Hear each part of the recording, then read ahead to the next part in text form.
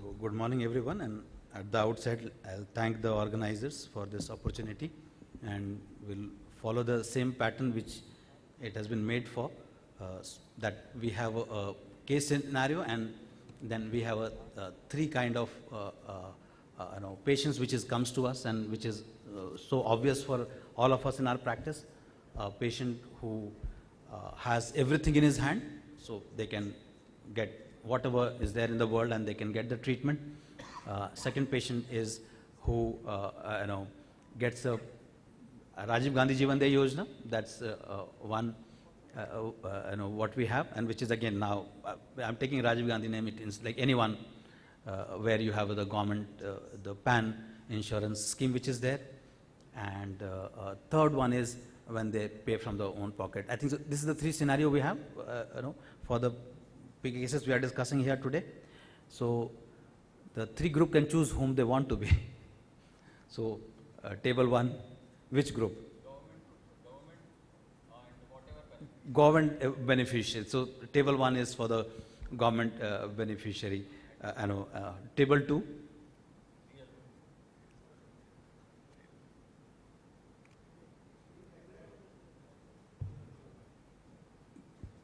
Sir, you wanted to say something?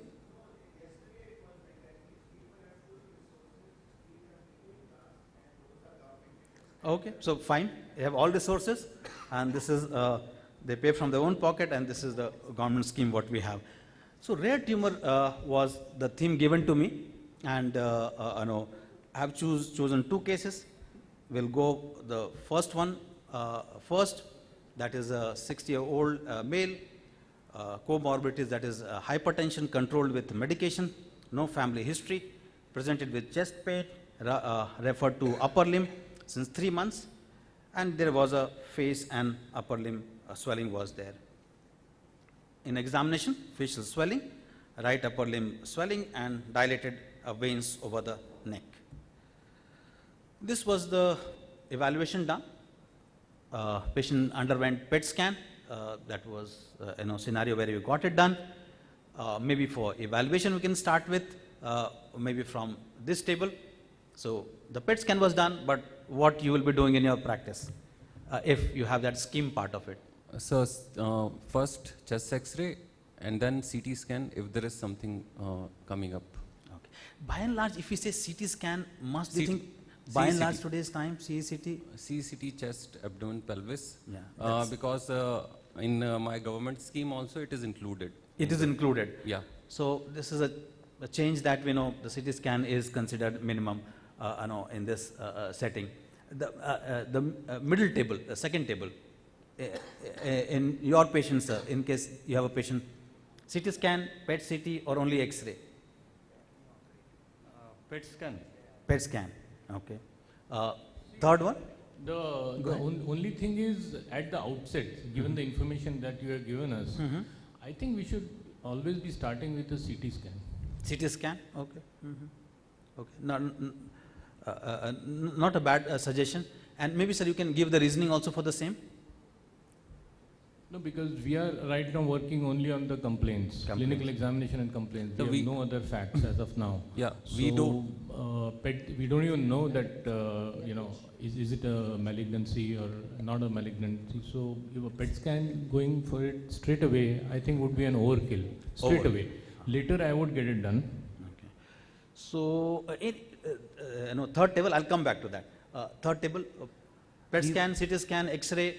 Actually, both. We would do the X-ray and then subsequently do a good quality contrast enhanced CT scan of the thorax, look at the vessels, the thrombus, the extents, and then further stage it with a PET scan also. PET scan. We may not get a CT abdomen and pelvis at baseline, but once the anatomical details of the primary are clear, staging, we may consider a PET scan. Okay. So, both of you, table 2 and 3, CT scan followed by PET scan. You have a resource. One can go ahead and PET CT with CCT. What CT scan will give which can obviate PET scan? That's the reason why we'll do CT scan early, isn't it? There are a lot of I'll give you an example. When I talk to my colleagues in the practice, they tell me the cost of PET scan and the CT scan is similar, and they say, hey, when I have a discussion with them when follow-up, why we should be doing CT scan, not PET scan, their argument is, Kumar, I get additional information with PET scan, the same cost, why shouldn't be I doing, PET scan with CCT in these patients, in this situation? Yeah, Go for, ahead. for a surgical oncology, if that case, suppose if it is operable, so when we plan surgery, at least we get to know the extent and the involvement of the vessel very well, adjacent vessels and the tiny nodes adjacent to that. So this information for us to go and operate, good contrast CT scan is enough for us. Yeah, but for the metastatic work of fine PET scan and all, that's fine. Kumar, I Sir want has to a make point. a Yes. point. Yes, sir. You know, when you all are talking, it's reminding me of the old adage. When you have a hammer in your hand, everything looks like a nail.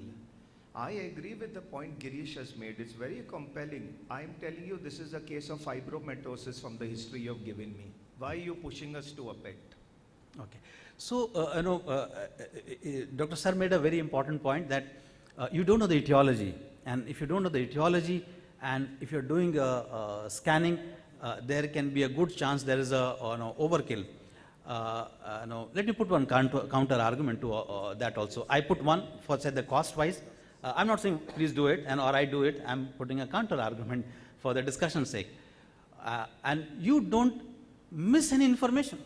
You may or may not get additional information with the PET CT, with CECT, but you don't miss any information with the same cost. You can have an argument that you have the patient getting exposed to radiation more if you do PET CT with CCT, but otherwise, you have not harmed the patient when you do it. Second is, go number wise. If I have a patient with SVC, fibromatosis, yes, I have seen, I do agree, I have seen swellings around. Fibromatosis, in a mediastinum causing SVC, it is a slow growing tumor. Usually it compresses, it doesn't invade, you hardly ever get SVC in these patients. When you have a SVC in a mediastinum, you will be looking for the chance of having a slow growing carcinoid or low grade endocrine tumor or fibromatosis, very uncommon. So that's the argument I am giving. That doesn't mean I disagree with the reasoning given by other people. So there are two things here. Yeah, go ahead. But One is the patient is breathless. yeah, So Good. the necessity for evaluating quickly and starting some form of therapy, whatever it is, in the modalities, whatever we are very starting good. is important. Very good. We will need a CT scan specifically to look at, as he said, small nodes, vascular invasion, vessel abnormalities, which are not seen in a PET CT because the CT component usually is a 8 or a 12 slice Can CT. I interject? Can I interject? So my colleague is there at the back, and I don't have a thoracic surgeon here. All the patients who undergo lung surgery at our center, they get PET CT with CCT done, and CCT is good enough for them to decide. Again, I repeat, esophageal surgery also, and that difference between those structure, they are able to get good with PET CT with CCT. Again, I repeat, I'm not saying PET CT, PET C with CT with CCT. And again, I repeat, that doesn't mean I'm advocating PET CT. I'm giving you a counter argument. Go ahead. Yeah, Kumar. No, you're right. I think Oh, Arvind is there. Oh, Arvind, how can I miss you? Sorry. No, Kumar. Yeah. The thing is that I agree. In our center, we do it with a 64 slicer scans. And what happens in a PET CT is in the images they give very sketchy images. Yes, yes. But if you have the CD loaded with a high contrast, then you're absolutely able to get all the details. So a good PET CT is a one-stop shop investigations, and you get all the components what you need in a regular contrast CT scan you are able to get in the PET CT scan. Of course, it all depends on which center is doing it and what is the contrast resolution of the CT scans. Also. Yeah. But I totally agree. There's a merit to it, and one of the important merit for CT scan is there, easily available everywhere. And if you have a metastatic disease, you obviate the need of any other further radiological investigation. So there is a merit to that, and that's the reason. All three of us, I heard that they will prefer doing CT scan because once you have SVC in a tumor, it is unlikely that tumor is going to be localized. There are very few tumor where you have a frank SBC patient, breathless, swelling, and then hoping that that will be a localized and resectable tumor. It does happen. We'll see that it happens, but so there is a merit to doing a CT scan. But people do end up, and as you can see that we ended up doing this PET CT in this patient. This is what was seen there, in this patient, and this underwent the biopsy, and biopsy suggested, as you can see, that it suggested that you have lymph node which was positive, and which we can see that we have histological subtypes what we've seen. And so what do we do? Maybe start with the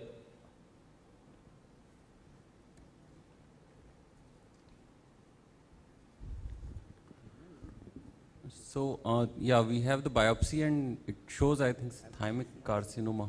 yeah. So, yeah, I'll discuss with my multidisciplinary board, which involves surgeon and thoracic surgeon and radiation oncologist, and I'll discuss whether we can go ahead with surgery or not. And if it is not there, then I'll prefer giving neoadjuvant therapy here with adriamycin platinum-based therapy. So surgical resection remains the priority, isn't it? Yeah. I'll discuss with that. Yeah. Yeah. But table 2, treatment modality. Yeah, surgical treatment will remain the priority, but as of now, I don't think is the right time to intervene surgically. This is clearly a lesion which is locally advanced. So there is, I would go in favor of giving some neoadjuvant treatment, follow it up with reassessment for surgery. We will come to chemotherapy, but idea is that get the patient on table. That's a key. The kind of pathology you see, the discussion is that is there ways and means once you don't have a disease anywhere else, can we get the patient on the table? Isn't it? That's like, table 3 also. Yeah, same as sir said. Same.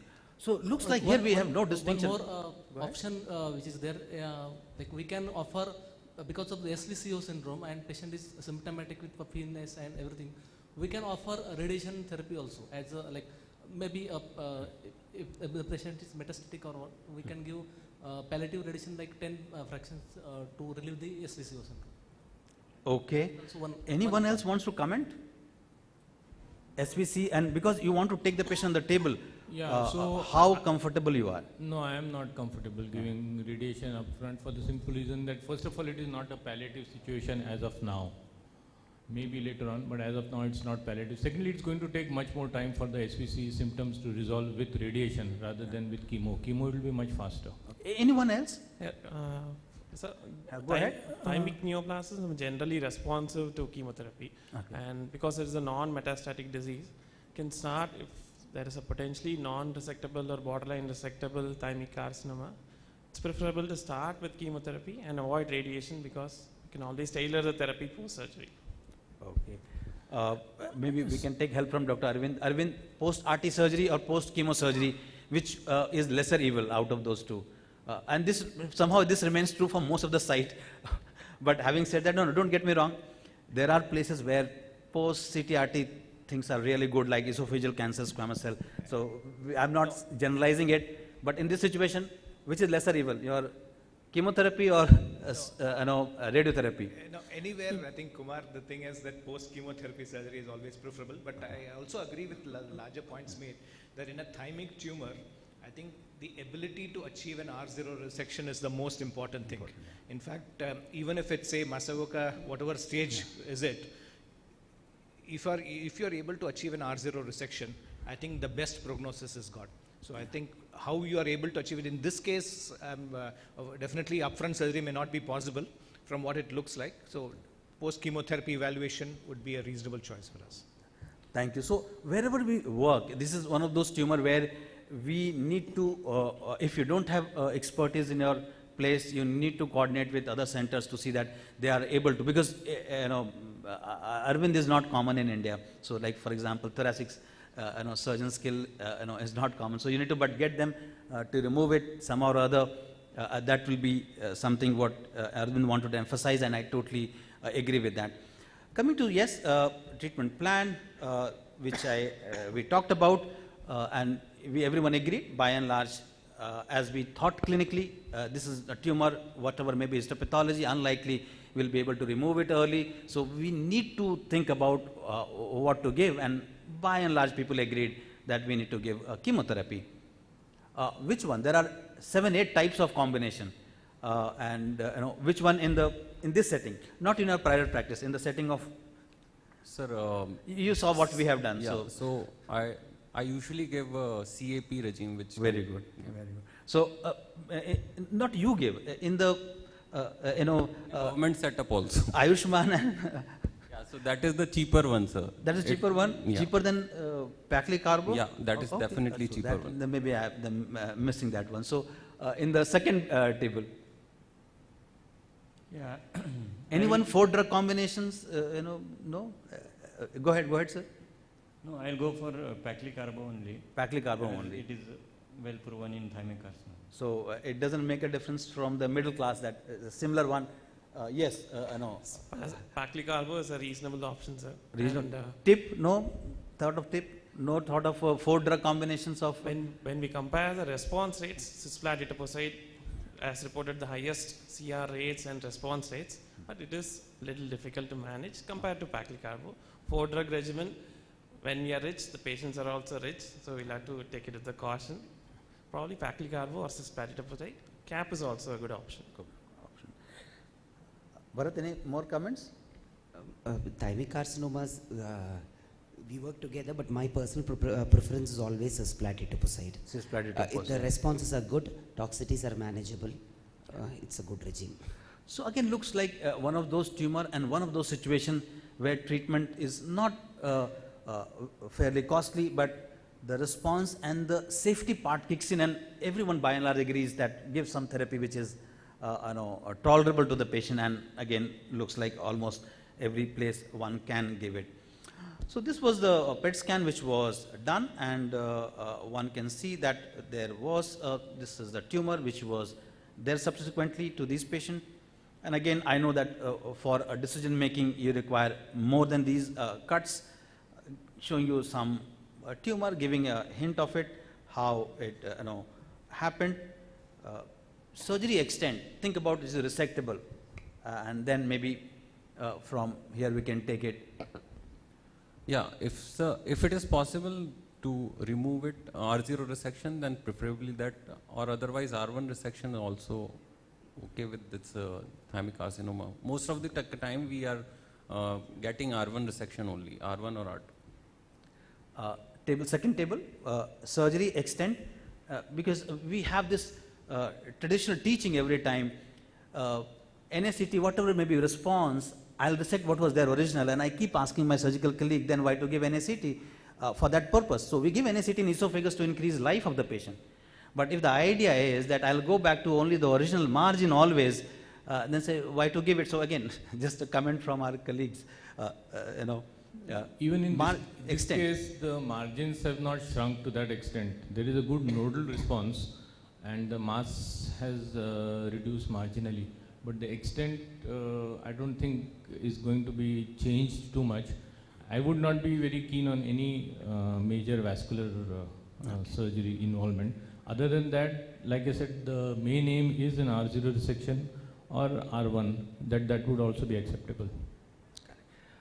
Phrenic nerve has to be, you have to be careful, especially the right-sided phrenic nerve, and in case that is encased and needs to be sacrificed, then all the more reason you have to watch out for the left side. Agreed, true. Table 3? Yeah, if you think about the margins, if we take even 1 or 2 millimeter margin, we have to resect the cava also. So it is not. So preserving all the vasculature, whatever you can take it out, yeah, that's fine. But when it is adherent to it, part of it, yeah, take it, keep vascular backup at the hand. And as you said, patient is, before doing surgery, patient is good rehab, respiratory rehab, and everything is done. And as you shown, DLC is good. So he's fit surgically. So, but the extent, it is, if vessels are not involved, just take out the thymic mass, and that's it. Okay. Arvind, any more comment? Thymic surgeries, how strictly you adhere to the principles of usual surgery in cancer, or you say this is one of the tumor where you will be very happy to violate those principles and and do the surgery? No, I think the first point I want to make is that there are no much trials, Most of the things is based on certain databases. So you don't really have any evidence to sort of, suggest, apart from the fact that R0 resection has to be done. Traditionally or historically, extended thymectomy was considered to be a gold standard, but then there have been some trials, especially in non-myasthenia patients. Some small centers have compared extended thymectomies versus your traditional thymectomies itself. But generally what they do is people tend to do the extended thymectomies, remove all the thymic horns, at least 7 thymic horns are there, and traditionally also include a lymphadenectomy. Lymphadenectomy doesn't add anything to survival, as has been in many other tumors. It just sort of, says a worse prognosis. But otherwise, I think you're right. I think some of them panelists pointed out that at least one of the phrenic nerves you will have to sort of preserve. So removing all the 7 horns of the thymus as far as possible, and all the fibrofatty tissue between the 2 phrenics, if you're able to resect, that's a minimum thing.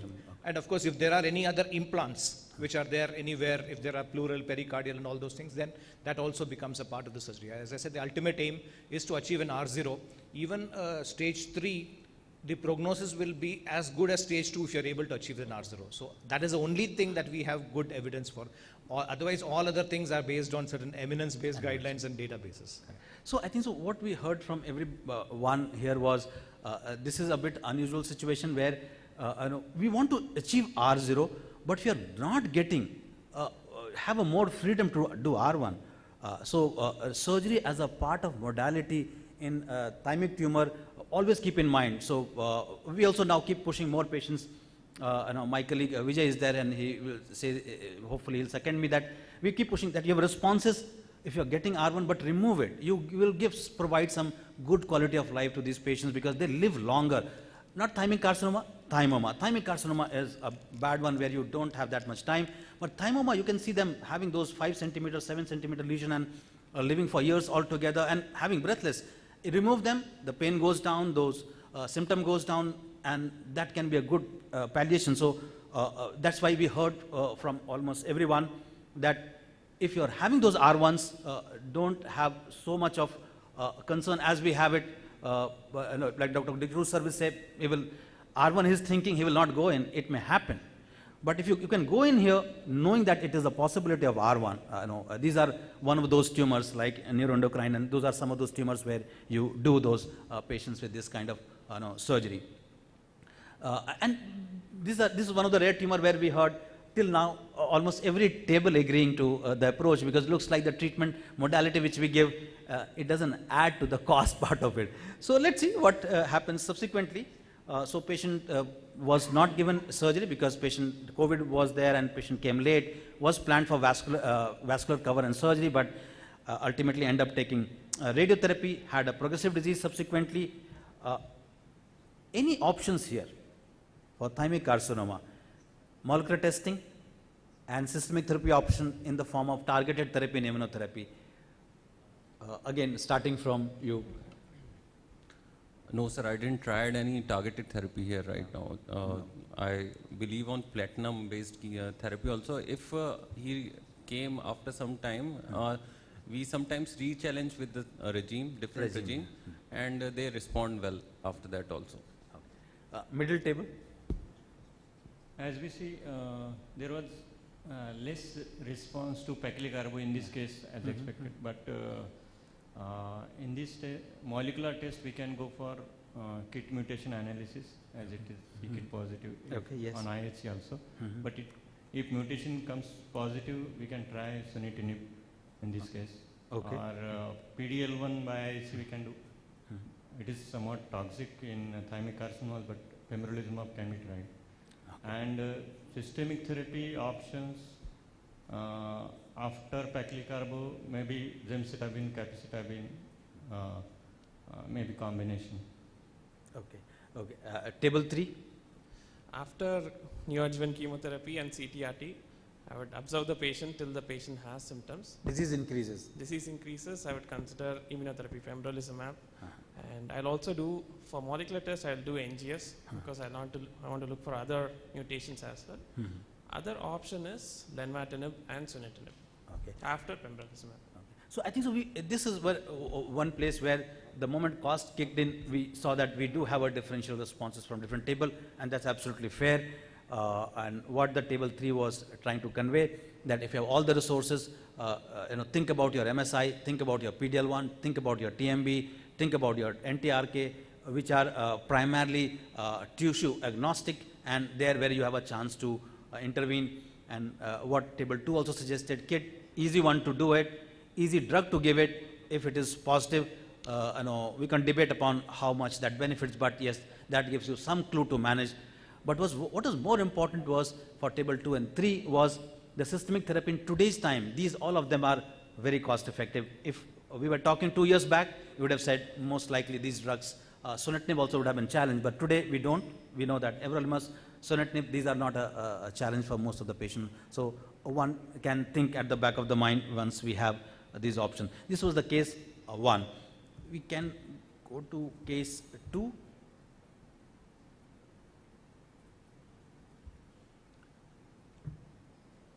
How do I go about it? Someone is controlling the case. Yes.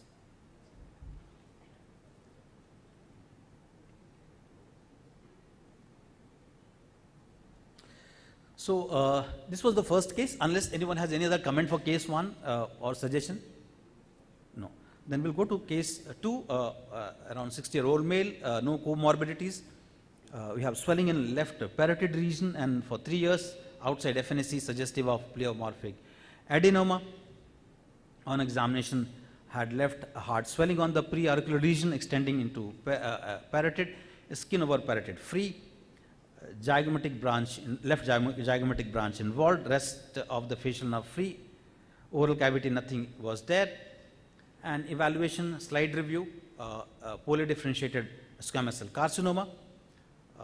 Then you have a mass in left superficial in MRI, you have a mass in the parotid, going into deep lobe involving the subcutaneous plane, abutting left jugular vein, also abutting left masseter, and this is what you had. So further evaluation, or you think we did extra or less or whatever? So we should evaluate for metastasis, considering the advanced tumor at local site. Okay. So by bone scan, PET scan, or Ideally, CT scan, PET thorax, or PET scan. PET scan. Table 2, any other investigation? Or you think it's adequate or inadequate? Yeah, it is a rare histology, so PET scan will tell me whether any site of primary there in the oral cavity, oropharynx, Okay. something. Okay. So that. So that is what I want to rule out before going in for this. So some primary and also merit to that. Is there any mets? Digru sir, parotid having a poorly differentiated squamous cell carcinoma. Yeah. But To take history of something on the scalp, the eye, some previous surgery, this could be a metastatic mass. Okay. Okay. So what sir is conveying, and it's a very important message, that if you're getting poorly differentiated squamous cell carcinoma here, most likely it has come from somewhere. Have a close, good clinical examination and see if it has come from somewhere else. You will be doing, sir, PET before, in case it is resectable, or you will be, after examination, you will be going ahead with surgery, sir? Yes, sir. Probably with poorly differentiated mass, not very mobile, coming into the skin, I would do a metastatic workup. Metastatic workup. So it looks like more than one reason. One is the kind of histopathology you have, and second kind of stage it is in. Yeah, go ahead. Sir, do we have to do a endoscopy, triple endoscopy kind of thing? So we have to look for the other areas also for. Okay. So clinical examination includes triple endoscopy. Any other table can take it? Yes, it does. Sir, is it right to say that in other head and neck area, and be sure before going for PET? One, this is a very rare tumor in the parotid region. So primary, very, very rare, nearly unknown, but could occur. I agree. Second, upper aerodigestive tract, occult metastasis to go to the parotid also less than 1%. So you don't, and if you have a good imaging that doesn't show you anything, it's very unlikely. Parotid usually drains from the upper lip, which you can see. The eye, one of the eyelids could have had a small lesion which was sebaceous and they have removed. Something on the scalp could have been there. It's very rare for an upper aerodigestive. Unless it's widespread metastasis on PET, then it's a different picture. So maybe part of your routine examination could do it, but yield is going to be very less. So looks like people agreed to it that not much investigation. Surgery done. This was surgery. Similar or different from table 1? Yes, sir. Resectable, so we'll approach surgery. It will be same surgery, Surgery. radical parotidectomy. Okay. Middle table. Surgery. Table 3. Surgery. So again, here that we should be looking for someone who can remove this tumor. That's what we should be looking for and working on it. So this is what you got finally, the report. So which one, wherever you want to believe in, you can, trust one of them, because we kept talking to our colleague and we never got that what may be one of those type, if they can, sure tell us that this is the type what is there. Post-surgery treatment, nothing, CTRT, RT, table 1. I'll go with CTRT, sir. CTRT. Table 2, CTRT. Table 3, There are nodules in the PET at that point of time. no, later on, when it was on follow-up, Then CTRT, sir. then CTRT. So again, looks like what we are seeing that knowing that the disease is a bigger one, higher risk, across the table, looks like CTRT can be given in most of the places. So we don't see that either you have a government scheme, you have a middle class, or you have everything available, looks like it's similar. Will the drug change or radiotherapy change? If someone can take it, IGRT, IMRT, routine, cobalt. We can treat with IMRT technique and IMRT concurrent technique, okay. cisplatin chemotherapy. If IMRT is not there, can someone go with cobalt and go ahead and Yeah, we have treated patients with cobalt also. cobalt also? So that's a fair way of. Yeah. Well, IMRT also it covers. Okay. So see again. So this is like putting the which one should be treating with. But if you have cobalt, don't get worried. As told by our radiation oncologist colleagues, you can give it with reasonably good outcome. Systemic therapy, cisplatin or something else? Cisplatin. Cisplatin, the same old, weekly, 3 weekly, daily. 3 weekly. 3 weekly, 3 weekly. Middle table, again radiotherapy technology. If available, IMRT or IGRT or else 3D CRT also will be. Otherwise, so if you don't have IMRT, then don't get worried. You can deliver it. Systemic therapy, cisplatin, cetuximab, biomab, immunotherapy, no? Cisplatin 40 per meter square weekly. 40 milligram, so weekly, yeah, okay. Table 3, I am sure proton? No, sir. Just asking. We have all the resources, at least IMRT or IGRT, because it is a head and neck cancer. We can spare other salivary glands and etc., other organs at risk. And chemotherapy, there's no exact role of any specific chemotherapy. You just extrapolate from head and neck cancer. We give cisplatin either 3 weekly or weekly. Thank you. I'll come back to that. Sir has Since it's pointed out a right issue. Yes, sir, go ahead. I know. No, since it's a resource constraint, 2 things. One, don't push them for proton and IGRT. Give it to someone who live longer. This man has got metastatic disease, so that money can be put in the bank. Point, And he doesn't have. he doesn't have? He doesn't have metastasis. Post-op. So no, sir No, has. this is, no. So, Kumar, but in my mind, Arvind and me were discussing, this patient was operated. Did he have a metastatic workup first? So, sir, I have disclosed here. So, yes, we No, PET was not done. It was done later, sir. No, you made it like a Hindi film. ऐसे ही case उठा के No, बनाया sir, क्या? this is a real case. नहीं तो then was it metastatic before? No. Yes. So it looks like now when we did after surgery. So PET, if it he looks like- didn't have metastasis first and he got it so quickly, Yeah.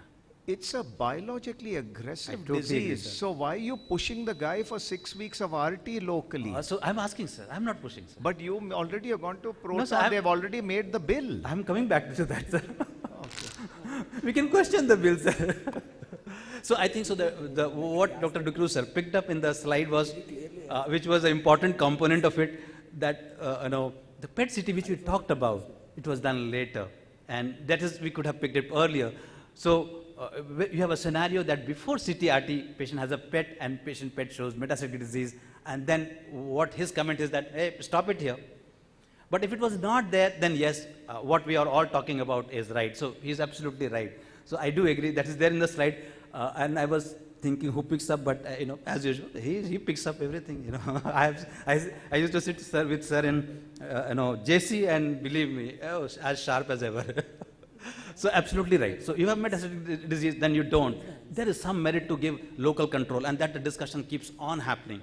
And that I wanted also to the discussion to come up. Believe me, if you have metastatic disease, only focusing on local control, be careful. There are very few times we do it.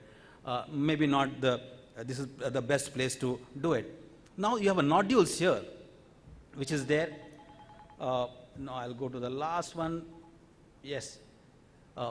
Again, starting with, what do we do? Just take it as a salivary gland tumor, not as a squamous cell carcinoma. Sir, the thing is, I check for HER2 here because it's a metastatic disease now, and we have shown that anti-HER2 therapy, even I have the patients who are doing good with the trastuzumab. So I'll check for HER2, I'll check for other mutations also for the further, because it's a systemic disease, so I should have a plan. Again, think about, you're dealing with Ayushman. They sir, are not reimbursing NG. Sir, actually HER2 is there, but it is for breast, not for this Not one. for HER2 therapy or HER2 test? No, sir. Trastuzumab is there in the Ayushman, but it is there for breast cancer, For the not breast for cancer. pleomorphic adenoma. AR testing you won't do? Yes, I will do. Okay. So, it's so good. So, what to hear that in Ayushman also we can deliver this therapies, possibilities there. Bit convoluted one, but it's We have to justify it. Justify. Middle table. I'll take just 2 minutes and conclude. Middle table, testing and the therapy. Yeah, NGS, and as it is a HER2 amplified AR positive, now if you go back to the histopathology, now it is confirmed that it is salivary gland tumor only.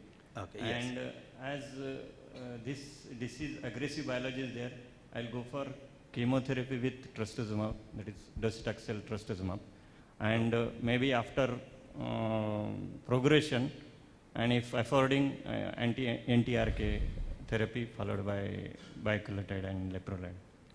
Okay. So, third table, testing and the therapy. Yes, I agree with the other tables. You'll have to get HER2 and AR done in the local lab, and we can send NGS. But if the metastasis was there from the beginning, for these tiny nodules I'll observe right now. I'll do a short interval scan to see whether these tumors, because they're salivary gland tumors, I agree. and they can grow very slowly, and they may not cause any symptoms. I'll initiate treatment at the earliest progression or symptom. So absolutely right. What we had a discussion that salivary gland tumor. One concept is don't have to treat everybody. And we had last week we had a discussion. One patient has gone 3 or 4 times. Treatment, no treatment, treatment, no treatment, and finally patient has chosen. Yeah, go ahead, Arvind. Because nodules were very tiny and absolutely asymptomatic. Yeah, Arvind, go ahead. Just a word, like for example, some of the lung metastasis may be indolent, especially in adenoid cystic carcinomas. But here it's a poorly differentiated squamous cell carcinoma. You had upfront metastasis. So I think possibly, if at all you're treating in a palliative intent, I would sort of urge you to sort of, especially the rich group, to treat. These tumors may not be as indolent as the adenoid cystic ones tend to behave. So what Arvind is trying to convey that, see, remember your salivary gland tumor, you have a different types. Adenoid cystic is a bit different from salivary gland adenocarcinoma and the salivary gland poorly differentiated carcinoma. They are different. In fact, the molecular testing, what you get, the positive reports is more common in salivary gland adenocarcinoma than in adenoid cystic. Adenoid cystic, you get c-kit maybe, and then you start struggling. But in salivary gland tumor, in almost more than half of the patient, you will get one of those markers which can be very effective. I'll say AR positive, don't forget, AR positive, LHRH analog we treat. It is very useful. Try it out.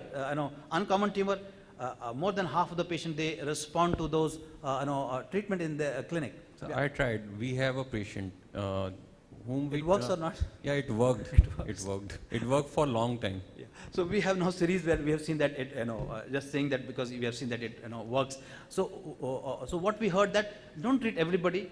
Be careful. See histopathology. What symptom? How many nodule? Can you resect? Not resect? Observe.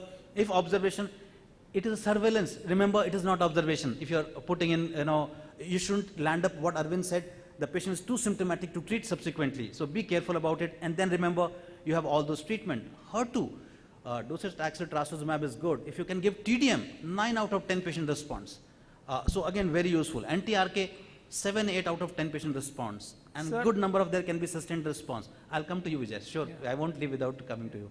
So idea is that remember this. That doesn't mean, as Dr. D'Cruz sir has said, you have a hammer, you have to, you have a nail, you have to, hit hard. Be careful as, The issue I would be worried here is that, there are 3 mutations. We really don't know what is the driving mutation here. Very good. But So we will have to, because AR positive tumors, AR positivity is seen in certain type of salivary gland tumors. NTRK we know secretory type of mammary analog tumors may have. HER2 positivity is also common in salivary gland tumors. We have 3 salivary gland specific mutations in the same patient. I'll come to that. So I'll tell you what we do in the clinic, and that's what we learned doing it. It depends upon the cost we give it, the treatment. So that has made us learn. NTRK very uncommon. AR positive HER2 amplification not so uncommon, and that has taught us that if you use sequentially, they respond. So you now know the obvious. We start with AR targeting first because cheapest, and then going to HER2, and then trying to get drug for NTRK. But you say you know the real answer? No, I don't. Vijay, go ahead. My question was regarding that only, sir. If the patient doesn't have any resource constraints, we have docetaxel which gives a response rate around 60 to 70%. You have leclotinib and entrectinib which would give a response at about 70%. The good duration of response. What would be your choice for this patient if there were no resource constraint? What would be your first drug which you would give in this patient? Okay. So, that time if there is no resource constraint, your side effect kicks in.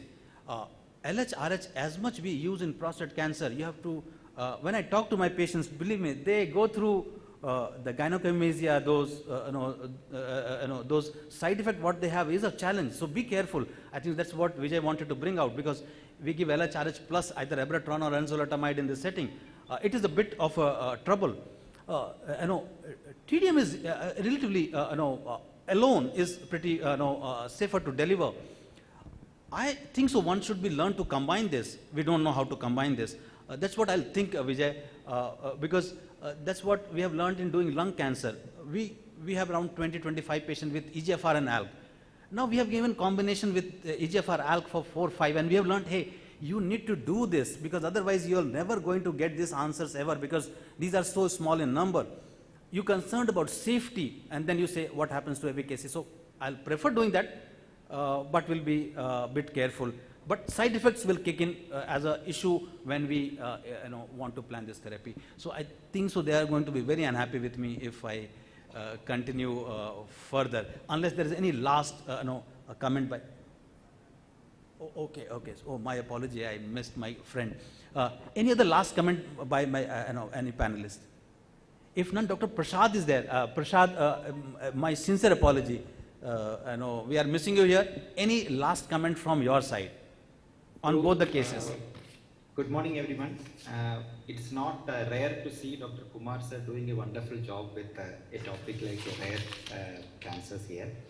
It was wonderful to hear, sir. And from what I would say is that the basic principles, regardless of whether it's a resource constraint setting or it's a government reimbursement, the basic principles should not go. That is what we heard in the first case, because nobody was going to do anything specific other than looking at whether it is operable, whether we should try to give chemotherapy first. So the basic principles should not be compromised. And when the resource constraints are not there, that is the problem. That is the time when we get confusion with what kind of test to be done, what is the best modality to be used. When we take the second case again, we heard the wisdom from Bitu, rarest of the rare kind of presentation. So please do a metastatic workup before they. So that is again a basic thing. So I think from what we have discussed everything in detail, the basic principles of treatment should not be compromised depending upon the resource constraint. That is what I would like to say. Thank you. Thank you, Dr. Prasad. We are missing you here. Hope to see you seen in person. Yes. If there is no more comments, then I thank the panelists and the audience for the discussion.